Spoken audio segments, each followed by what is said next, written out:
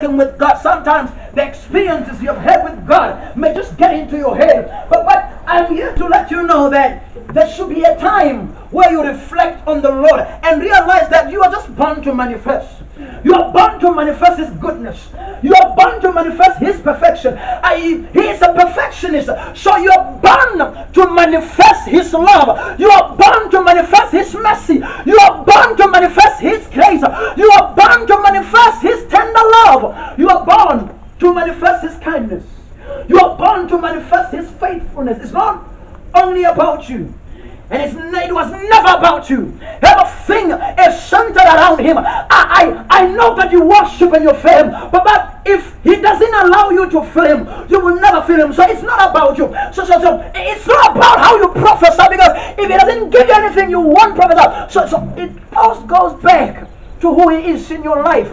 It all goes back to that He is a loving Father. I came here to share with you about a loving Father that loves you unconditionally, gives you things unconditionally, and loves you with everything He has.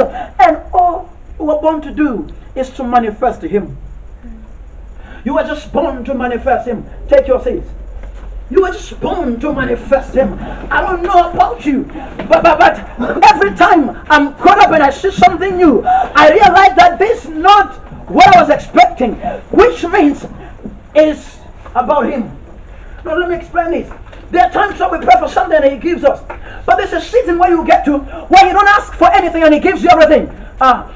So in that season, it means that it's not what you have done and it's not what you didn't do, but it's all about Him. There's a season where you sit there in His presence and He fills you with Himself, and you never asked Him to do that. So to sit down and start to think, Lord, what have I done right?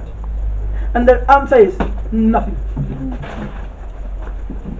Because it's not that we pray better than anybody. It's not that we worship better than anybody. That when we assemble together, His presence will fill us. It's by grace.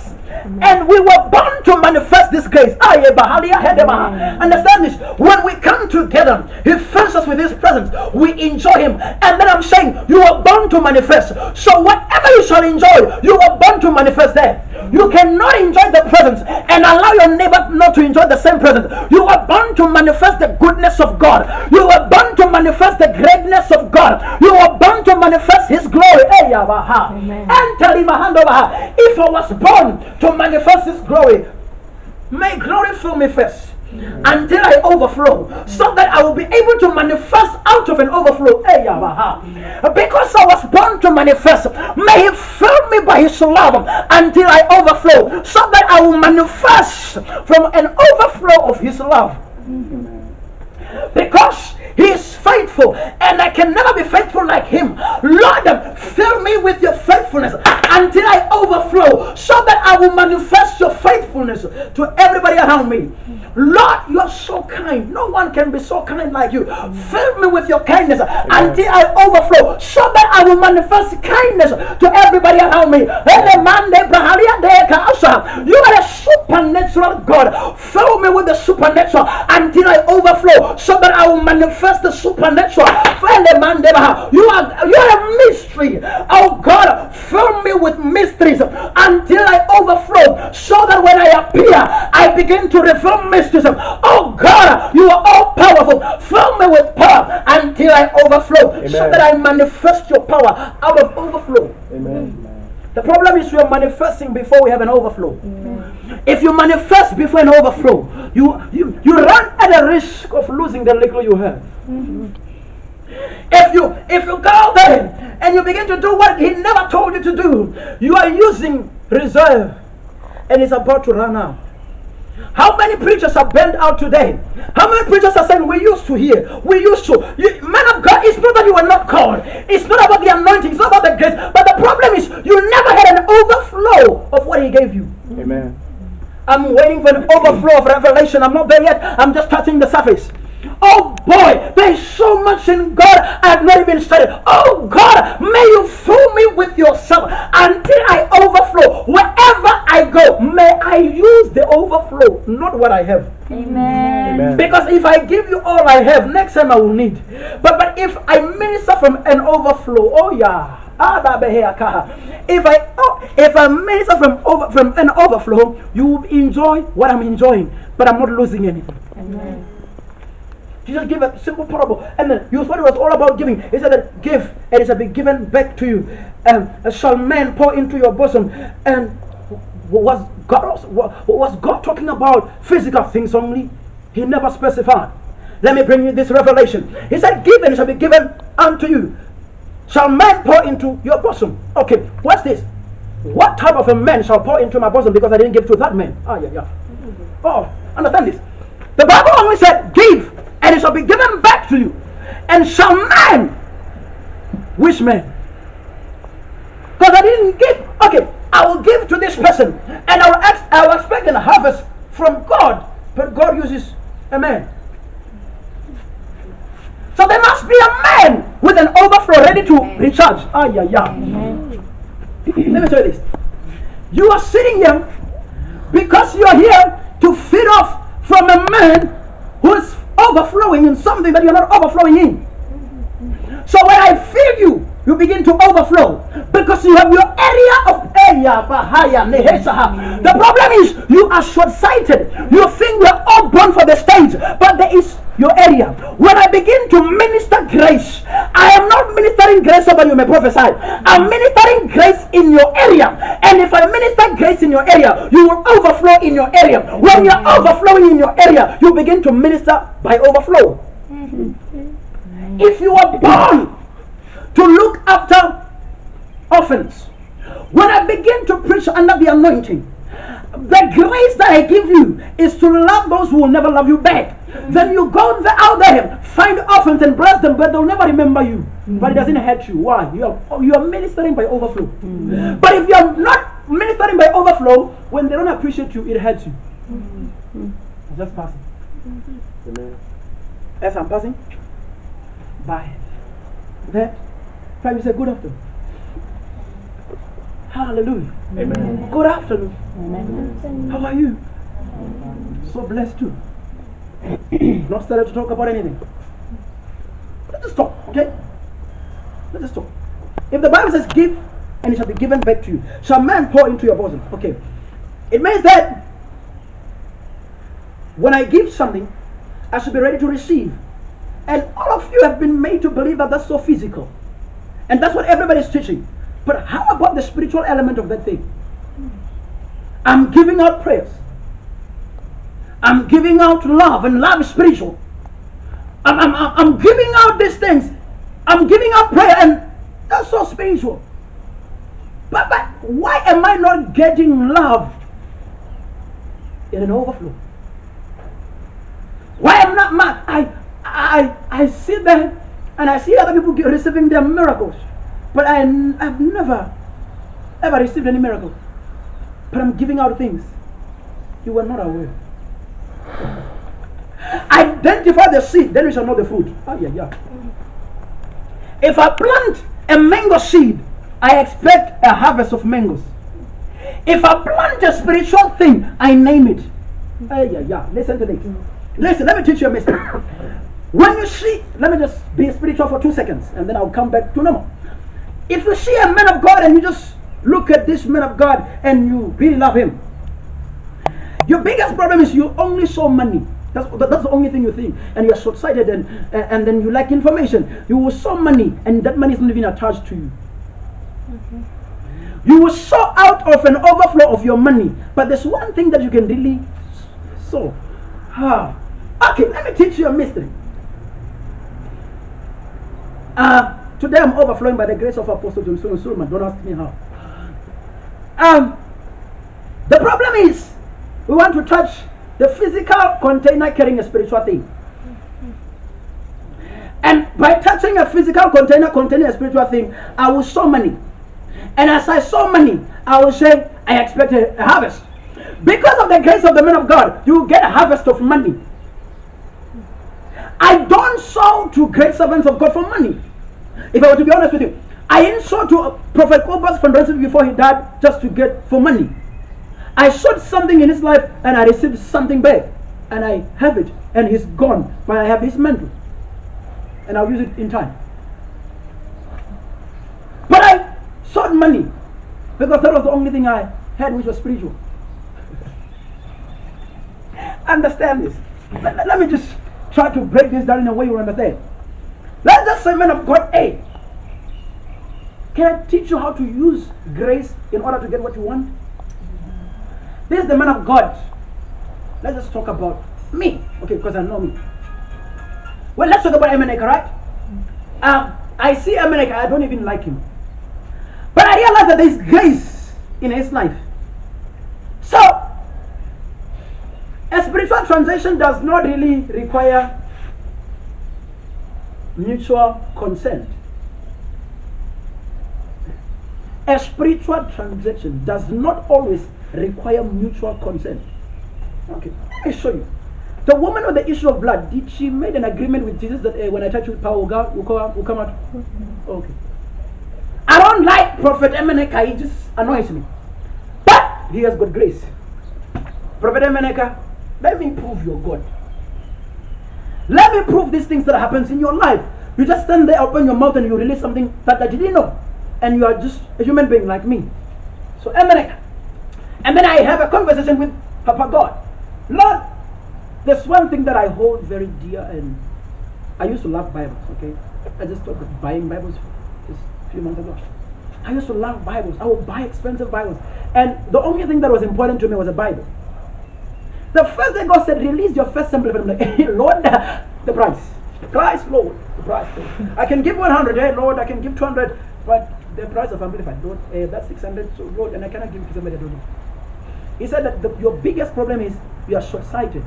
You want to give it to a man who has already manifested. And everybody's going there. Release this Bible to somebody who has not manifested yet. Then you will harvest everything before they even manifest. I'm like, oh, okay. I like the way you think, Jehovah. Let's do this. I'm like, woman of God. After prophesying to you, the Lord has called you and everything. Nobody has stepped into that grace. And I'll bow down like a stupid little ball. This is for you. But I've made an agreement with God. Father, when I kneel down, I'm not kneeling down to a woman of God, but to a man of God. I'm kneeling before the God of the man that called the man.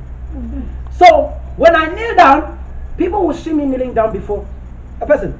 And a man of God is very smart, like me. I will tell you that, no, I'm just acknowledging grace. Do you think I am? No! I'm not even bowing to you. Sometimes I don't even see you. I don't even see your face. I don't even like you. Not like you. But you are just different. What am I saying? And I will kneel down there, and the person does not even know what I'm doing. Woman of God, this phone. What are you doing, prophet, again? I made an agreement with Jehovah that, Lord, I want to see the throne of God. So, because the grace I have is not enough, I will harvest this grace that has never been harvested. With this grace and mine, then I'm there. I can now see the throne. So I will kneel down, put something, then I'm ready. Then I see the throne. Now I want to see Jesus. That was my prayer for 2015. I wanted to see Jesus. That's with everything in me. Wanted to see Jesus. And then I looked for people to sow things in their lives. And boy, let's not beg. Let's not say anything. But the thing is, whatever happened. But I said, Lord, why has this thing, if it's so simple, why doesn't the church do this? And the Lord said, the enemy blinded the church to believe that you only acknowledge a man that is already manifesting, and you don't acknowledge a man who has not manifested yet. Okay, let's ask a simple question. If somebody is a medical doctor, and then they're just wearing normal clothes, how do you know that person is a medical doctor? You will never know, right? You can only call somebody doctor because you meet the person at the hospital, and then all stuff, and they are doctor, right? But this one wearing uniform and everything, and wearing the yeah, and this one wearing casual, they're both doctors. But this one is not in the ward. This one is not functioning yet, but he's a doctor. They are both doctors. Your problem is you will acknowledge this one, but this one is tired. This one was doing 36 hours shift. This one has not done anything yet. Who can give you the best service? No. This one who have been on duty, 36 hours shift. Okay? This one is a doctor but has not been on duty and you want help. They are both specialists. Who can help you better? The one wearing casual clothes. That's what you do. You go to a man of God that is already manifesting. You saw everything. And you leave a young girl sitting next to you. You're just sitting next to her and you thought something special about her and you don't saw nothing. And then you don't even hug the person. You are sitting next to somebody, you feel that, no, man, there's something different about this person. You don't even hug them. You want to hug Prophet Emenecha that's already manifesting. You are missing grace. Ria is here, 36 hours. 36 hours shift. This young girl sitting next to you. She's ready. And she's my grace mate. And you don't even know it. Today I just want to give you a secret. Have you noticed that sometimes I act all strange and all crazy, and then I just go around touching people, hugging people, and all that, and I don't act all prophetic and everything? There are times where the Lord will tell me in a service, there are people here who are your grace mates. Take advantage. And then He doesn't tell me which one is my grace mate. So all I need to do is to just hug everybody. One of them will be my grace mate. Let me just love everybody. Yeah, one of them might be the one. Yeah, love you. I love you. Love you. I'm like, dude, this is what you like. Love you so much. Love you so much. Like of the anointing in the name of Jesus. I don't say that out loud, but I'm doing it. And then I'm like, yeah, praise Lord, praise Lord. And I'll go there and sit down like I didn't do anything. I'm like, yeah. If you notice that when I say a man of God, there's this thing I do like I'm joking, like, oh, man of God, hey, general. It sounds like I'm joking, right? I say, okay, if this one is a man of God, but just saying, hey, man of God, hey, my general, major, some of us are juniors, yeah. It sounds like a joke, but I know what I'm doing. I know what I'm doing. Lord, if you call this person, there's some grace there that I need. Man of God. Major. And you think I'm joking and I know what I want. That's why today, right, my grace mates don't look like my grace mates. Because I collect everywhere. At every chance I get. And now I'm just somewhere that I cannot tell you. I'm somewhere. Okay, that was just good money. Can we go to the way? Amen? Amen. Can I go to the way now? Yeah, that was just something before the word. Did you do something before the word? You guys are too quiet. Amen. I wish you could just say amen, go deep, amen of God or something. And I'm preaching, you're just all quiet. What's wrong with you? Please help me out. Amen. I'm not from Namibia. I'm just from around. Hallelujah. Amen. Hallelujah. Amen. Glory to God. I wanted to teach you something in Ephesians, but I won't go there. Let me teach you something in Joshua chapter 4. Few minutes. And then we'll pray. And then we'll do a few things. Today is just that day where I'm just in the happy spirit. I just want to share secrets. Can I share with you something, right? Before the service, right? If you realize that we came here, the people came in. I was not starting the service. I'm like, I don't know. I was just making jokes, playing around. I'm like, no, we can't start the service until I feel him. Oh no. Because if we start the service, then we have to push. I don't push. And then I was just playing around, then decided to be a delivery boy. Went out there, collect people, them. Yeah. As I came back and I was standing there, and realized, here's he. No, let's start. The rest is history. Also, the service is like this. Smart, be smart. Joshua chapter 4. I'm supposed to laugh. I'm allowed to do this because some of you are looking at me as if I don't have what you have. If I'm your father, it means we have the same thing.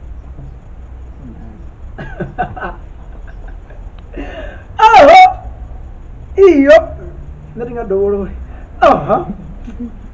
Joshua chapter 4 verse 14. On that day the Lord magnified Joshua in the sight of all Israel, and they feared him as they feared Moses all the days of his life. Hallelujah. Amen. On that day the Lord magnified Joshua in the sight of all Israel, And they feared him as they feared Moses all the days of his life. Let me repeat this because I feel that you guys are missing something. We're talking about Joshua that was not called. We're talking about Joshua who was just serving a man that was called. Listen to this. God called Moses, not Joshua. Let me explain it. Joshua was called by God. Then Joshua went and found somebody to serve him. Let's just put it in a way you understand. Moses went out there and found a protocol guy or an armor bearer called Joshua. Joshua was not called by God. Never. Read your Bible from Joshua to Joshua. You won't find anywhere where God called Joshua. Listen to this. Moses was called by God. As called as he was, could not finish the assignment. Listen to this. Moses called by Jehovah. Moses would see God face to face, but could not finish the assignment. Moses, if there was a man of God who was supposed to finish the assignment well, was Moses. Moses would see God face to face. Moses said, "Hey, I want to see you." And he saw the back of God, and he would speak face to face, but he didn't finish the assignment. But there was a young man called Joshua who was saying, "Hey, I'm not called, but I will serve a man that is called. I'm not really into the spiritual things. But Mr. Moses, I won't call you man of God because I don't really understand how these things work. But Mr. Moses, whatever you need, I'm your boy. Whatever you need, I'll be there." Then Moses, by serving, gained access. Moses would enter into the tent, and then Joshua would just, because Joshua is supposed to serve Moses, like, okay, boy, you can come in.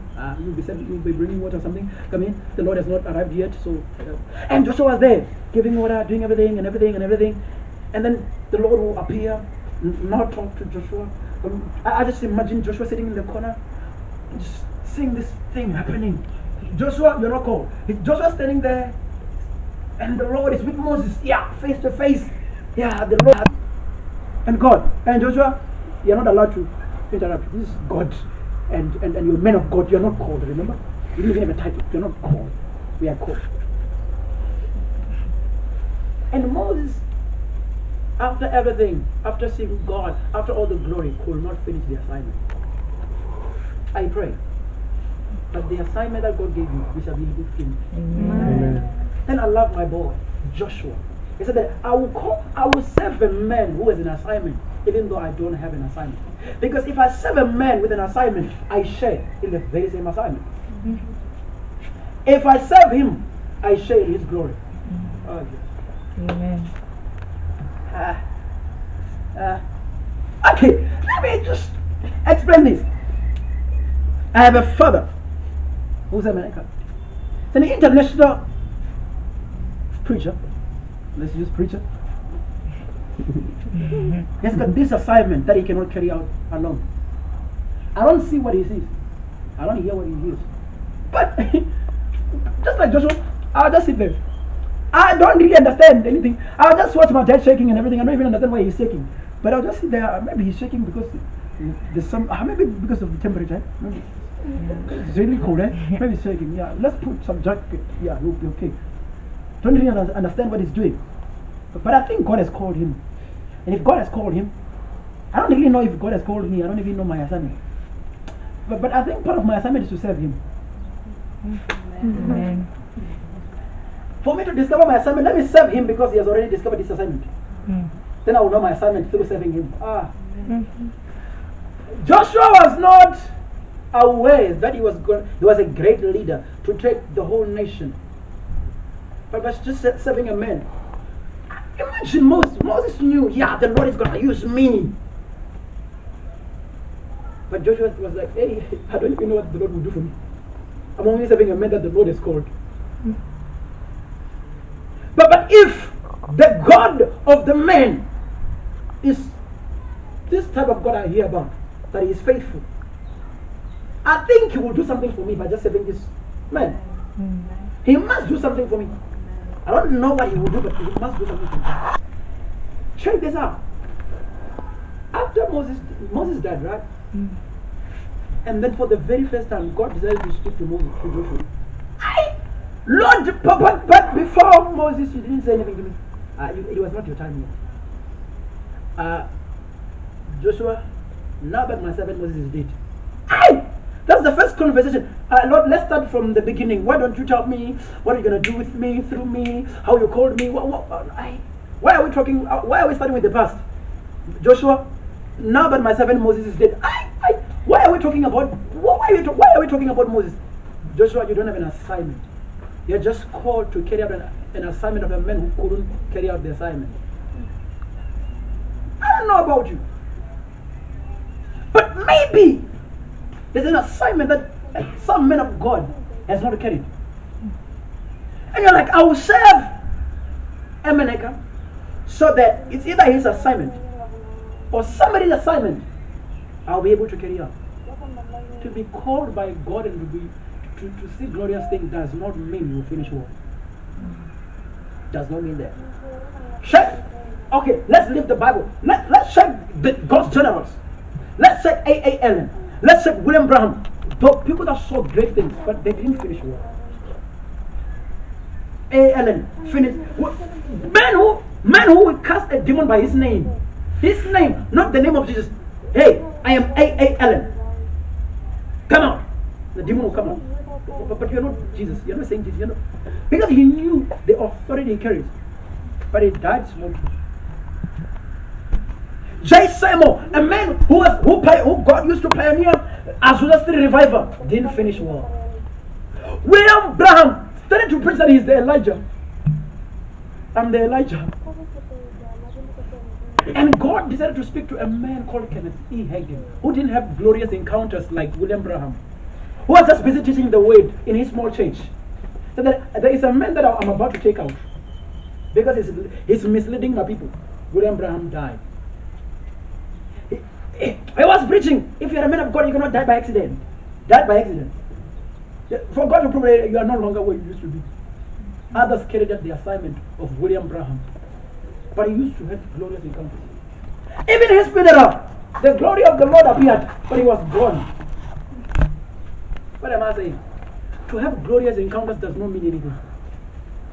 Some of you feel so bad. I don't really see angels. Tell me, did Joshua see God? No, but he carried the whole nation to the promised land. Moses, who saw God, didn't do anything. No, I think I'm preaching to the wrong people. Amen. Moses, who saw God, couldn't carry the Israelites to the promised land. Joshua, who never saw God, carried the whole nation alone. Understand this? Moses will use a rod. Joshua didn't. Joshua will just give a command, he will put the priest. Understand this. Why will God say to Joshua, put the priest, let the priest carry the ark?